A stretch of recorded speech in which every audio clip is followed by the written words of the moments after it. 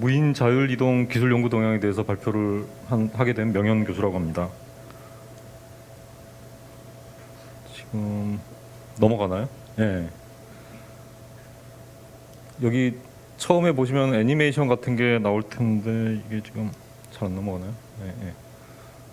지금 드론이 하나 이제 벽을 타고 올라가고 있고 밑에는 무인 수상정이 이제 가는 모습인데요. 이걸 이따가 좀 상세하게 설명을 드리도록 하겠습니다. 저희 연구실에서는 이제 스마트시티를 위한 로보틱스라는 모토를 가지고 어번 로보틱스 랩이라는 이름으로 연구를 진행을 하고 있는데요. 크게 이제 로봇 내비게이션, 자율주행이라고 요새 한국말로는 번역이 되고 있죠. 그다음에 이제 기계학습 AI를 통해서 이 자율주행을 좀 더 원활하게 하는 그런 기술들을 개발을 하고 있고요. 이것을 응용해서 구조물 건전도 진단이라든지 환경 로봇에 적용하는 그런 일들을 하고 있습니다. 오늘은 이제 국방과 관련된 얘기를 해야 되니까 제가 이제 국방 무인화 기술에 대해서 좀 서론에 말씀을 드리고, 그다음에 그것과 관련돼서 자율주행 기술, 그다음에 자율 비행, 보행, 탐사 기술, 그다음에 군집 로봇 기술, 그리고 결론을 맺는 식으로 진행을 하도록 하겠습니다. 먼저 국방 무인화 기술은 앞에서도 아마 말씀을 많이 하셨을 것 같아요. 근데 이제 저는 좀 더 로봇에 특화해서 좀 말씀을 드리고자 합니다. 이제 로봇 시장이 계속 커져 나가고 있죠. 그래서 지금 보시면 2020년도에 거의 한 한국 원으로 따지자면 거의 한 80조 원에 가까운 그런 시장 규모가 커지고 있습니다. 그래서 크게 보면은 이 컨슈머 서비스 로봇, 그 다음에 프로페셔널 서비스 로봇, 인더스트리얼 서비스 로봇 이렇게 이제 나눠질 수가 있는데요. 기존에 이제 산업체에서 많이 쓰던 산업 로봇 외에도 전문 서비스 로봇, 그 다음에 개인용 서비스 로봇 이런 것들이 이제 시장이 많이 확대가 되고 있습니다. 그 중에서도 전문 서비스 로봇을 이제 쭉 살펴보면 여러 가지 뭐 필드 로봇이라든지 뭐 교통이라든지 국방, 재난 안전 이런 것들이 있는데 저희는 이제 오늘 국방 이쪽에 포커스를 해야 되니까 국방하고 근데 재난 안전하고는 굉장히 관련이 깊습니다. 그래서 재난 안전 쪽에 개발된 그런 로봇들이 국방 쪽에도 많이 쓰이기도 하고요. 오른쪽에 보시면 이제 좀 더 세분화돼서 분류가 되어 있는데요. 그 전문 서비스 로봇 중에서 뭐 각종 국방이라든지 사회 안전에 관련된 그런 로봇들이 있고, 국방 로봇은 특히 이제 지상이라든지 해양이라든지 공중이라든지 이렇게 분류가 된다고 합니다. 이제 미래 전장을 이제 군 쪽에서 많이 말씀하실 때 C4ISR이라는 텀을 많이 말씀을 하시거든요. 밑에 이제 약자는 써져 있는데요. 이게 뭘 말하냐면 무인화되고 로봇화되는 그런 전장을 앞으로는 맞이하게 될 거다라고 이제 저희가 내다볼 수가 있겠고요. 지상 무인 로봇이라든지 해양, 공중 무인 로봇이라든지 이런 것들이 이제 보시면 입체적으로 서로 다 연결이 되어 있습니다. 그래서 이제 작전을 하겠다라는 그런 이제 운용 개념이 되겠고요.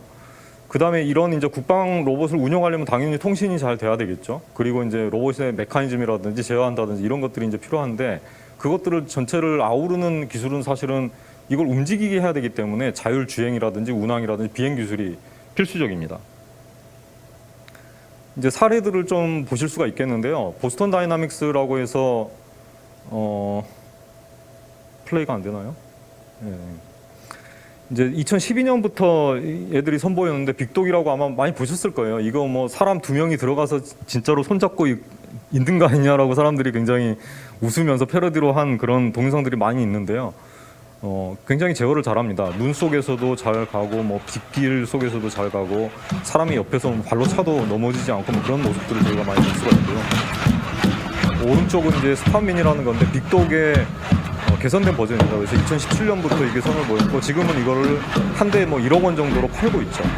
그래서 굉장히 이제 개선이 많이 됐고, 왼쪽에 빅독은 이제 엔진으로 돌아가는 그런 로봇인 반면에 오른쪽은 모터로 되어 있습니다. 그래서 굉장히 경량화가 되어 있다는 것을 아실 수가 있고요.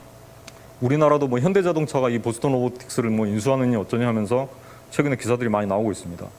이제 이족 보행도 여기서 많이 했는데요. 팬맨이라고 해서 뭐 초기에 이 화생방 그런 전쟁에서 사람 대신에 투입이 돼서 작전을 할 수 있는 그런 용도로 개발이 됐었고요. 아까 빅독 같은 경우는 그 군인들의 짐을 대신 들어주는 용도였죠. 그 다음에 이제 이게 더 개선된 형태로서 아틀라스라는 게 나오는데 좀 볼륨을 줄여주시면 좋겠습니다.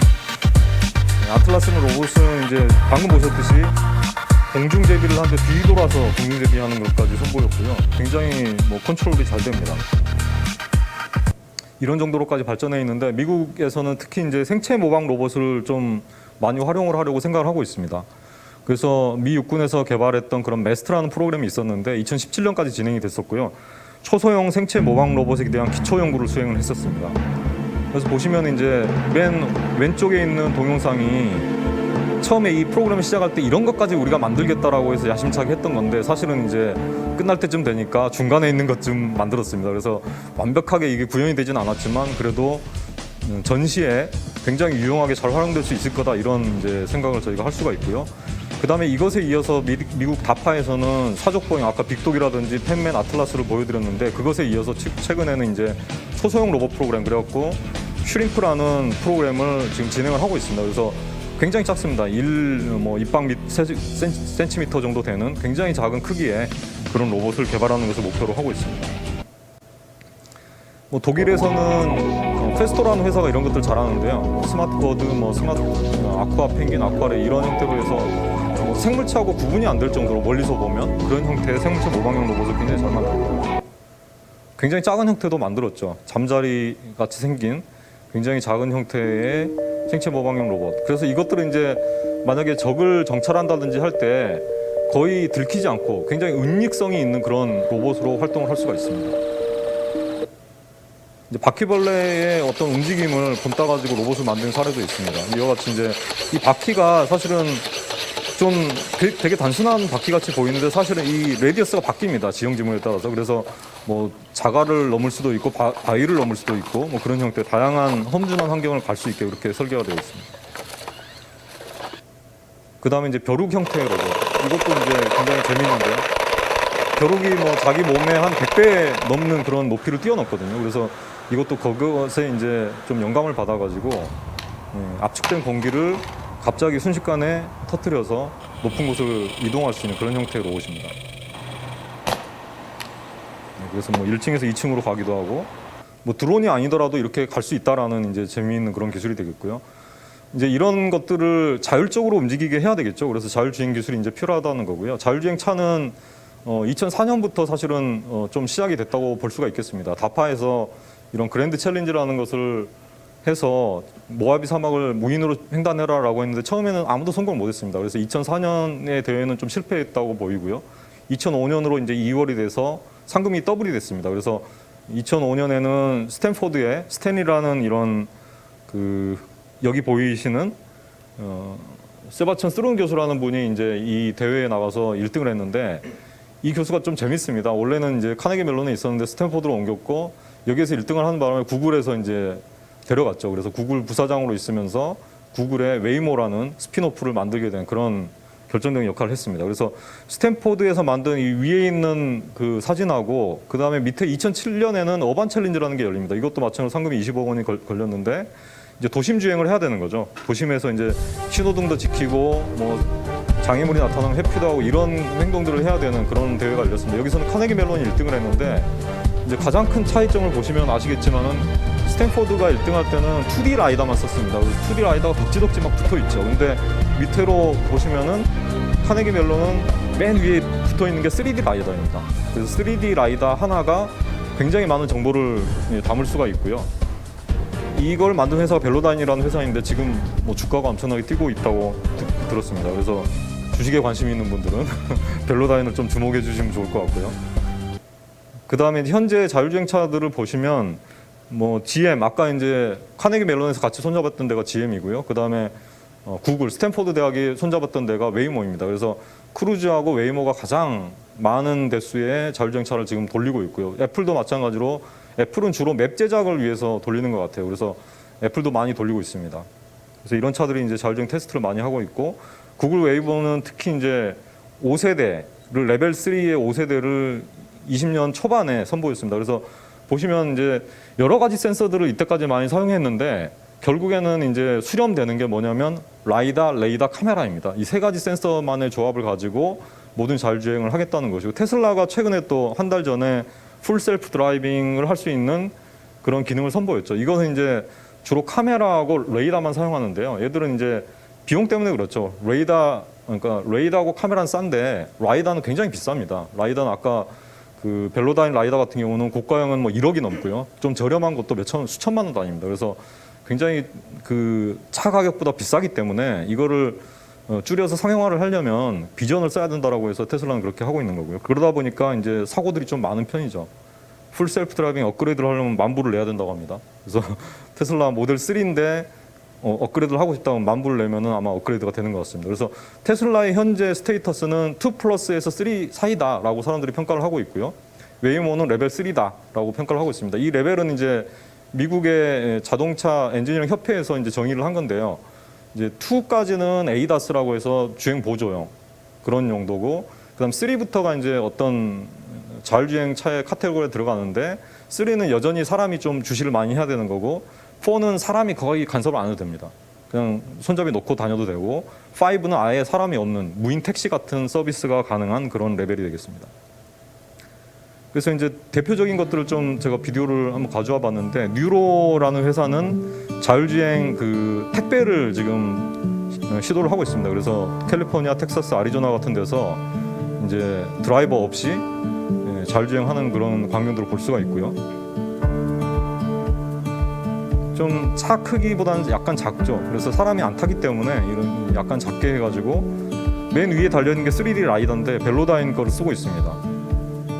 그래서 보시면 실제 안에는 이렇게 이제 주변 환경을 인식한다는 것이죠. 그래서 차들의 움직임이라든지 주변의 도로 상황이라든지 이런 것들을 라이다 정보를 이용해서 인식을 하고 있습니다.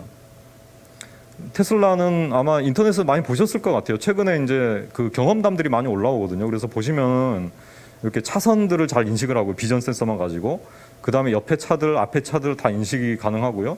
그 다음에 보행자라든지, 뭐 심지어는 개가 이렇게 왔다 갔다 해도 다 인식을 하더라고요. 그래서 잘 인식하는 것들이 대부분인 반면에 어떨 땐 또 오인식이 많아요. 이게 이제 비전의 한계인데, 뭐 갑자기 명암 대비가 좀 어두워지거나 밝아졌다든지 그런 특수한 상황에서는 잘 안 되거나 그런 것들이 있습니다. 그래서 아직까지 테슬라 레벨 3를 가지고 자율주행을 하시는 분들은 굉장히 용감하신 분들이라고 평가를 할 수가 있겠습니다.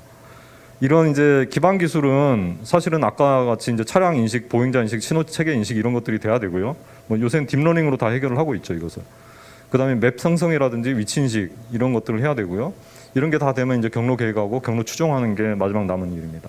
근데 이제 여기에서 중요한 게 사실은 나머지 것들은 딥러닝으로 많이 해결을 했습니다. 근데 여전히 위치 인식과 맵 생성은 어려운 상황입니다. 그래서 이제 이것을 동시에 진행하는 기술을 이제 슬램이라고 부릅니다. 그래서 Simultaneous Localization and Mapping이라고 해서 이것의 약자로 이제 슬램이라고 저희가 말을 하고 있고요. 이제 이 기술을 저희 연구실에서는 집중적으로 많이 다루고 있습니다. 이제 저희가 개발한 그런 대전에 있는 중앙과학관의 셔틀버스 서비스인데요. 보시면 이제 이 중앙과학관의 주차장에서 입구까지가 꽤 거리가 멉니다. 그래서 이것을 이제 무인 셔틀로 딜리버리하는 그런 이제 기술을 개발을 했었는데요. 먼저 이제 3D 포인트 클라우드 맵을 만듭니다. 맨 오른쪽 아래에 있는 이제 그런 맵이 되겠고요. 이 맵하고 현재 이미지하고를 매칭시키면서 자기 위치를 보정합니다. 그래서 GPS가 없는 지역에서도 자율주행이 가능하도록 그렇게 되어 있습니다. 이건 이제 라이다만 가지고도 할 수 있거든요. 이거는 이제 2D 라이다만 가지고도 비슷한 것을 하는 사례가 되겠는데요. 이제 쫙 자율주행을 하다가 갑자기 이제 주변 환경이 바뀌는 경우입니다.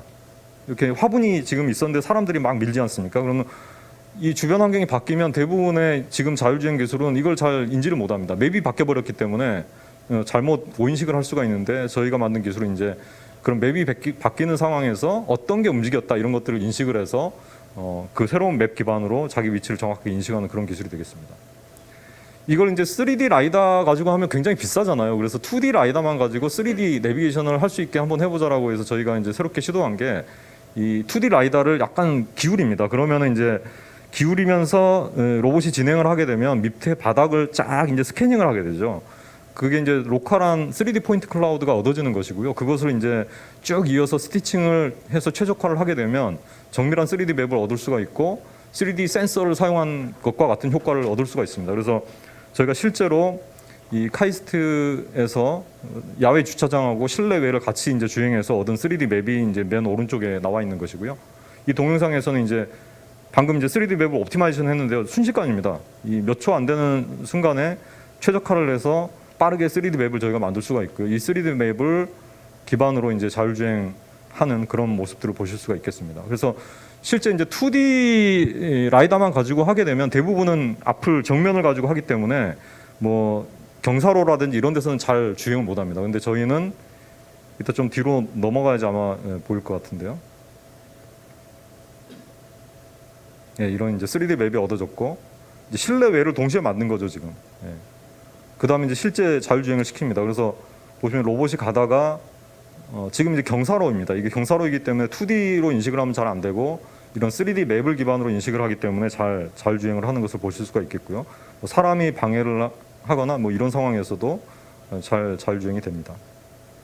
그래서 이제 이런 기술, 그 다음에 이제 이런 기술을 해서 자율주행차에도 적용을 했습니다. 그래서 먼저 이제 맵을 만들고 3D 맵을 만들고 그 맵이 있는 상황에서 자율주행하는 그런 상황이 되겠고요. 저희 연구실에 이제 이 맨 위에 보시면 3D 라이다가 하나 장착이 되어 있고 그 다음에 카메라, 그 다음에 옆에 있는 것들이 GPS 이렇게 장착이 되어 있습니다. 실제로 이제 카이스트 교내에서 이제 자율주행 테스트하는 그 모습이 되겠고요. 이제 HD 맵이라고 해서 고정밀 맵이 있으면 그 맵하고 우리가 지금 뽑은 특징하고를 매칭을 해서 이제 위치 인식도 가능합니다. 그래서 HD 맵이 가능한 경우에 저희가 쓰는 그런 모습을 보실 수가 있겠고요. 지금 이제 무인 주행을 하는 모습이 되겠고요. 이제 이런 기술을 이용하면 이제 비정형 지역에서도 가능합니다. 비정형 지역이라 하면 이제 GPS가 잘 도달하지 않거나 그 길이 분명하지 않거나, 그러니까 차선 기반으로 대부분 자율주행을 하잖아요. 근데 차선이 명확하지 않을 때는 자율주행이 어렵습니다. 그래서 그런 지역에서도 할 수 있나를 테스트를 해봤습니다. 그래서 저희가 만든 기술이 이제 정밀지도 매칭 기반의 위치 추정인데요. 3D 포인트 클라우드 맵에서 특징을 뽑고 그 다음에 비전 데이터까지 융합을 해서 자율주행을 하게 됩니다. 그래서 보시면 이제 카이스트 내부에서 이렇게 자율주행하는 모습이 되겠고요. 여기 보시면 특징적인 게 저희는 이제 폴 라이크 특징이라고 해서 전봇대라든지 뭐 전신 그 뭐죠 추리라든지 그런 것에서 특징 뽑습니다. 그 다음에 이제 플래너 특징이라고 해서 건물의 표면 그런 것 특징을 뽑습니다. 그래서 그 두 개를 융합을 하면 포인트 클라우드를 다 매칭을 하지 않더라도 정밀하게 자기 위치 인식을 할 수가 있습니다. 그 다음에 여기 650랜 이제 대구에 있는 실증 단지가 되겠는데요. 여기서도 보시면 이제 각종 전신주라든지 뭐 가로수, 가로등 이런 것들을 기반으로 특징 추출하고 건물 기반으로 특징 추출해서 이와 같이 이제 하게 됩니다. 그렇게 되면 이제 3D 포인트 클라우드를 사용했을 때는 500메가 정도 되는데 저희가 쓰는 건 1.5메가 뿐이 안 됩니다. 그러니까 맵을 굉장히 400배 정도 줄일 수가 있고요. 그 맵으로도 같은 성능을 낼 수 있다는 것입니다. 그 다음에 보시면 이제 실제로 이제 한번 전체적인 정밀 맵을 만들어 보겠습니다. 그래서 카이스트를 한 바퀴 돈 다음에 저희가 본원의 정문 사거리, 그 다음에 산업경영학동의 그런 모습이 되겠습니다. 보시면 굉장히 정밀하게 그 뭐 전선까지도 보이는 정도로 정밀하게 만들 수가 있습니다. 그래서 자율주행차가 한 바퀴만 돌면 이런 것들을 순식간에 이제 만들어낼 수가 있겠고요. 유공리에서도 마찬가지로 저희가 테스트를 해봤을 때 이제 비정형 지역입니다. 여기는 차선이 분명하지가 않죠. 사실은 가운데 지금 중앙선만 하나 있는 그런 곳인데 거기에서도 마찬가지로 이렇게 정밀하게 알아낼 수가 있겠고요. 전신주라든지 전선 이런 것들이 분명해 보입니다. 그래서 이런 이제 기술들을 구현할 수가 있겠고요. 그다음에 자율 비행, 보행, 탐사 기술도 좀 말씀을 드리겠습니다. 그래서 아까 말씀드렸듯이 카메라하고 IMU를 융합한 게 이제 비전 관성 센서 융합 기술이 되겠고요. 그다음에 3D 라이다까지 만약에 있다면 그것까지 융합을 해서 전체적인 정확도를 높일 수가 있습니다. 그래서 먼저 이제 기본이 되는 비전 관성 융합 항법이 되겠는데요. 이건 이제 스마트폰만 가지고도 이걸 구현할 수가 있습니다. 사실 스마트폰에 비전이 있고 카메라가 있고 그 다음에 관성 센서가 들어있거든요. 기본적으로. 그래서 그 두 개 센서만 가지고 지금 삼성 갤럭시 S10이라고 이제 붙어져 있는데 이 휴대폰만 가지고 갔을 때 뭐 실내 3층을 돌다가 계단을 내려가고 이제 왼쪽에 있는 영상이 그것인데요. 그 다음에 2층을 돌다가 다시 계단을 올라가 3층을 갔을 때 이런 층간 구분까지 가능하고 오른쪽 영상은 실외를 주행 이제 막 가지고 다니다가 실내로 들어왔을 때 이제 자기 위치를 순식간에 보정하는 그런 것들을 보실 수가 있겠습니다. 그래서 이 기술이 기반이 되고요, 사실은. 그래서 이 기술을 가지고 이제 드론에다 적용을 해서 실제로 이런 교량에도 점검하는 데 사용을 해봤습니다. 그래서 이런 드론에 보시면 이제 비전하고 라이다 센서 달려 있고요, IMU 달려 있고. 그래서 기본적인 이제 아까 VIO라고 비전 관성 융합 센서를 써서 하고요. 그래서 이것의 장점은 이제 사실 교량 하부로 들어가게 되면 GPS가 도달하지 않습니다. 그래서 원래는 자율비행이 어렵거든요. 근데 저희가 쓰는 기술은 그런 GPS 없는 지역에서도 사용 가능하기 때문에 이렇게 자율비행을 할 수가 있고요. 이렇게 지그재그 형태로 쭉 다니면서 교량 하부 바닥판에 영상을 얻게 되면 그거를 분석하게 되면 크랙이 어디 있다, 정확한 위치까지 저희가 얻어낼 수가 있게 되겠습니다. 그래서 전체적인 이제 3D 맵을 저희가 포인트 클라우드 맵을 얻은 것이고요. 그 다음에 이제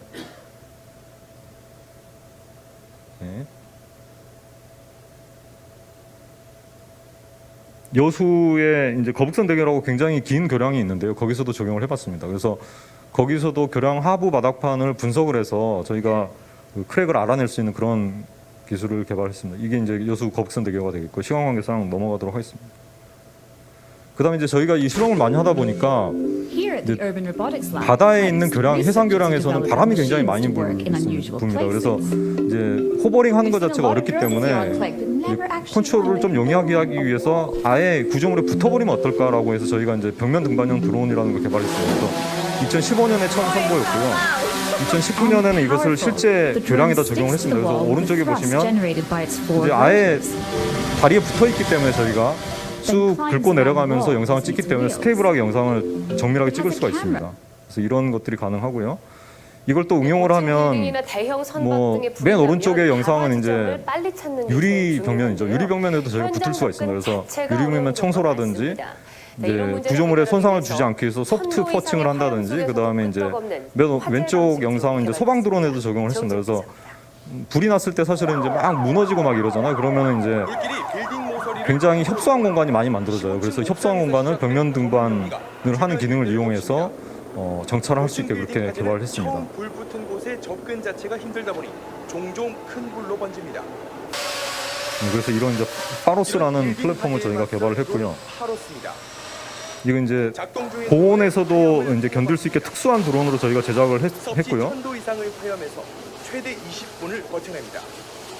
열영상으로 보면 외부 열기가 속까지 들어오지 않고 표면에서 차갑게 이제 겉에 쓰는 재질이 방화복 재질입니다. 그래서 아라미드 섬유라는 이제 소방관들께서 입으시는 그런 옷 재질이 되겠고요. 연기 자욱한 가상의 화재 현장. 이건 이제 가상 화재 현장에서 아예 벽면을 붙어서 협소한 공간을 지나다니면서 정찰을 하겠다라는 그런 개념이 되겠습니다. 발화온이라든 이런 것도 탐지도 할 수 있고요.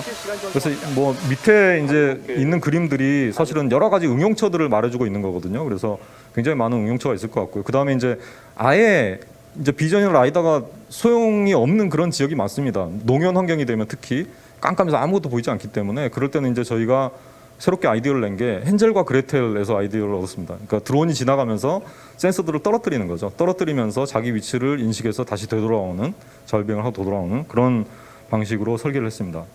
그래서 UWB라는 이제 초광대역 센서를 저희가 사용하는 것이고요. 포항에 있는 실증 단지가 있는데 한 24m, 16m 정도 되는 지역에서 실제로 실험을 했습니다. 그래서 보시면은 이제 밑에 붙어 있는 게 그 통신 모듈하고 UWB 모듈을 같이 넣을 수 있는 그런 도구가 되겠습니다. 그래서 그걸 이제 떨어뜨리면서 자율비행을 하는 그런 이제 광경을 보실 수가 있겠고요. 이게 사실 쉽지가 않습니다. 여기에 이제 뭐 이 드론이 굉장히 큽니다. 여러분들이 아마 실물을 보시면 놀라실 텐데 이게 이제 지상 정찰 로봇도 가지고 다녀야 되고요. 밑에다 붙이고 다녀야 되고 하기 때문에 덩치가 커졌고 그걸 자율비행하기라는 것은 굉장히 챌린징한 그런 문제입니다. 그래서 이렇게 이제 잘 비행하는 것을 보실 수가 있겠고요. 이제 스팟미니가 아까 이제 보여드렸듯이 사족 이제 자율보행을 지금 시도를 하고 있는데 저희도 마찬가지로 아까 개발했던 그런 자율주행 기술을 넣어서 오른쪽에 시뮬레이터 상에서 저희가 구현을 했습니다. 그래서 이제 기계과의 다른 교수님이 이제 실제로 이 자율보행할 수 있는 사족보행 로봇을 만들고 계시고요. 저희가 거기에 자율보행 기술을 넣어서 같이 이제 과제를 진행을 하고 있습니다. 국방 과제로 진행을 하고 있고요. 그 다음에 이제 지하 공간 자율 탐사도 가능합니다. 아까 이제 다양한 공간을 많이 보여드렸는데 지하도 가능하다라는 것이고요. 저희가 이제 몰봇이라는 이제 특수한 로봇을 만들어서 이건 이제 지하 탐사도 가능하고 뭐 우주 탐사도 가능한 그런 형태의 로봇이 되겠고요. 뚫어버릴 정도의 강한 힘으로 시간당 1.3m. 이건 이제 특수하게 저희가 앞과 뒤쪽에 그 관성 센서를 달았고 관성 센서 안에는 자기장 센서가 있습니다. 그래서 자기장 센서가 지하로 들어가게 되면 자기장의 패턴이 바뀌거든요. 그래서 그 바뀌는 패턴의 형태를 매칭을 해서 자기 위치를 보정하는 방식이 되겠습니다. 그래서 뭐 이런 메커니즘도 생체 모방으로 약간 하고 그 다음에 이제 이런 자기 위치 인식하는 것도 집안의 특수한 성질을 이용해서 자기 위치 인식을 하는 것을 보실 수가 있겠습니다. 시간 관계상 넘어가도록 하겠습니다. 이제 마지막으로 이제 군집 로봇 기술을 좀 말씀드려야 되는데 시간이 별로 안 남았네요. 그래서 썸머리 형식으로 군집 로봇이 굉장히 필요합니다. 뭐 군내에서는 특히 이제 이런 여러 가지 작전을 수행하기 위해서 이제 군집 로봇을 가지고 가서 디플로이해서 아까 말씀드렸듯이 이제 미국에서 이제 옵셋이라는 프로그램을 하고 있습니다. 다파에서 하고 있는데 이게 이제 수함 로봇입니다. 여러 가지 군집 로봇, 그러니까 드론도 여러 대를 쓰고 지상 로봇도 여러 대를 써서 같이 협동으로 작전을 하자라는 개념도 있고 실제로 시가지에서 테스트를 많이 하고 있습니다. 그래서 이제 한국에서도 이런 것들을 해야 된다라고 해서 이제 군집형 무인 특화 연구실을 19년부터 시작을 했습니다. 제가 이제 실장을 맡고 있고요. 그래서 5개 이제 과제로 이루어져 있고요. 초정밀 네트워킹 기술, 서로 이제 군집 로봇이 한 100대 이상을 저희가 미션을 생각하고 있는데 그렇게 되려면 네트워킹이 잘 돼야 됩니다. 그 다음에 이제 협업을 해야 되는데 인공지능을 이용해서 협업을 잘 해보자. 그 다음에 이동형 지상국은 수함을 이제 컨트롤해야 되는데 어떻게 할 거냐. 그거를 이제 단말기 형태로 굉장히 상호작용성을 높일 수 있는 기술. 그 다음에 군집 정밀 측이 기술. 그 다음에 포메이션 제어 기술. 그 다음에 뭐 한 대라도 고장이 나면 또 대처를 해야 되기 때문에 물리적 고장 제어 기술 이런 것들이 기본 기술로 되어 있습니다. 그래서 이제 군집이 이렇게 가다가 뭐 장애물 만나면 흩어졌다가 다시 또 군집을 하고 이런 것들이 필요하거든요. 그래서 기본적인 기술들이 필요하고 저희가 이제 기본적인 기술은 다 이제 이미 검증을 했고 이와 같이 삼각 편대를 짓다가 뭐 일렬 편대로 바뀌고 뭐 이런 것들을 자동으로 할 수 있습니다. 서로 이제 부딪히지 않고 이런 것들이 자율적으로 돼야 되거든요. 그다음에 이걸 이제 해파리 퇴치 로봇이라는 것에도 적용을 했습니다. 저희가 그래서 군집 로봇이라고 해서 저희가 한 대만 조정을 하면 나머지는 자동으로 군집을 짓습니다. 그래서 저희가 따로 다 제어할 필요가 없고요. 굉장히 간편하게 대장 로봇 하나만 제어를 해서 나머지 편대를 제어할 수 있게 그렇게 설계가 되어 있습니다. 마찬가지로 유출류 방제 로봇도 그런 식으로 해서 유출류를 방제할 수 있게 펜스를 군집 지어서 이룰 수 있는 그런 용도로 개발을 했었습니다. 해경의 요청으로 이제 같이 했던 거고요. 뭐 자율주행차가 열심히 하고는 있지만 사실 이 수치를 보시면 아까 이제 바로 전에 발표하셨던 김창학 교수님께서 말씀하셨듯이 아직 갈 길이 멉니다, 상당히. 그래서 구글이 이제 레벨 3로 하고 있는데 자율주행으로 달린 게 1.9 밀리언 마일뿐이 안 됩니다. 근데 실제로 사람이 안전하게 느끼는 건 275 밀리언 마일이라고 합니다. 그러니까 거의 100배 차이가 있는 거죠. 저희가 체감상 느끼는 거랑 실제 지금 테스트하고 있는 거랑 100배 차이가 있다고 보시면 되겠습니다. 여러 가지 사고들 많이 있었죠. 그래서 실제 사람이 죽기도 하고. 그래서 그거를 극복하기 위한 가장 좋은 방법이 뭐냐? 통신을 이용하는 것입니다. 그래서 뭐 이런 인식 기술을 하는데 한계가 있기 때문에 뭐 속일 수도 있고 그렇기 때문에 이런 통신, 인프라하고 비클하고 통신한다든지 비클 투 비클, 비클 투 피데스트리언 그것을 이제 이것을 가장 액티브하게 하는 그룹이 5G를 이용한 CV2X입니다. 그래서 셀룰라 V2X라는 걸 이용해서 통신을 통해서 이런 것들을 해결하자라는 움직임이 많이 일어나고 있습니다. 뭐 자율주행 기술이 여러 가지 응용 분야가 있고 국방 로봇에도 잘 활용이 될 수가 있겠습니다만 제 생각에는 이제 현재는 한정된 공간이나 제약된 도로에서 가능하겠다 단기적으로 그렇게 생각을 하고 있고 결론적으로는 이제 이 인공지능이라든지 드론 로봇 기술이 급격히 발전하고 있고 파급 효과도 굉장히 큰데요.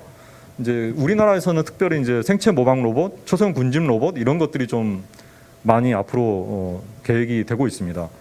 그래서 이제 AI 쪽에 쓰려면 민군 겸용 데이터가 많이 필요한 것 같고요. 그 다음에 이제 민군이 공동으로 과제를 발굴한다든지 해서 중복 투자도 방지하고 하면 저희가 국방도 강화할 뿐만 아니라 산업도 발전할 수 있는 계기가 되지 않을까 그렇게 생각이 됩니다. 이상으로 발표를 마치겠습니다. 감사합니다. 네, 명현 교수님 좋은 강연 감사합니다.